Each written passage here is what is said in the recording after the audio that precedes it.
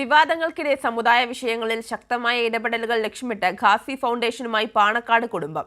സമസ്തയുടെ സുന്നി മഹല്ല് ഫൗണ്ടേഷന് ബദലാണ് ഖാസി ഫൗണ്ടേഷൻ എന്ന പ്രചാരണം നിലനിൽക്കെയാണ് നാളെ നേതൃസംഗമം കോഴിക്കോട് ചേരുന്നത്.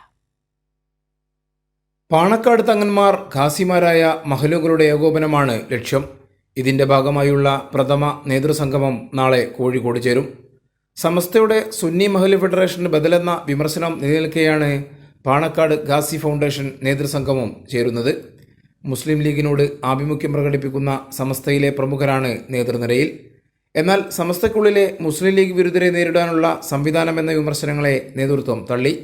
സമസ്തയുടെ പൂർണ്ണ സമ്മതത്തോടെയാണ് പാണക്കാട് കുടുംബത്തിന്റെ നീക്കമെന്ന് കൺവീനർ അബ്ദുസമദ് പൂക്കോട്ടൂർ അവകാശപ്പെട്ടു. സമസ്ത കേരള ജമിയത്തുൽ ഉലമയുടെ ഉത്തരവാദപ്പെട്ട നേതൃത്വത്തോട് സമ്മതം ചോദിച്ചതിന്റെ ശേഷമാണ് ഇങ്ങനൊരു പരിപാടിയിലേക്ക് സ്വാദിഖ് അലി ശിഹാബ് തങ്ങൾ ഞങ്ങളെ ക്ഷണിച്ചതും ഞങ്ങളെ ഇതിന്റെ സംഘാടക ചുമതല ഏൽപ്പിച്ചതും. തന്നെയുമല്ല, സമസ്തയുടെ പ്രസിഡന്റ് ശ്രീ ജിഫ്രി തങ്ങൾ, അതുപോലെ തന്നെ ബഹുമാനപ്പെട്ട സമസ്തയുടെ ജനറൽ സെക്രട്ടറി ആലിക്കുട്ടി മുസ്ലിയാർ രണ്ടുപേരും പ്രത്യേകമായി വീഡിയോ ഇറക്കി ആളുകളെ ഇതിലേക്ക് സ്വാഗതം ചെയ്തതും ഇത് വിജയിപ്പിക്കണമെന്ന് ആഹ്വാനം ചെയ്തതും നിങ്ങളെ ശ്രദ്ധയിൽപ്പെട്ടിട്ടുണ്ടാവും. പാണക്കാട് ഖാസി ഫൗണ്ടേഷൻ രൂപീകരിക്കുന്നതോടെ 1500-ലധികം വരുന്ന മഹല്ലുകളുടെ പ്രശ്നപരിഹാരത്തിനുള്ള കേന്ദ്രീകൃത സംവിധാനമാവും രൂപപ്പെടുക.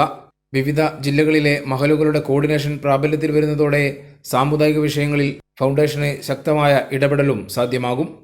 കൈരളി ന്യൂസ്, കോഴിക്കോട്.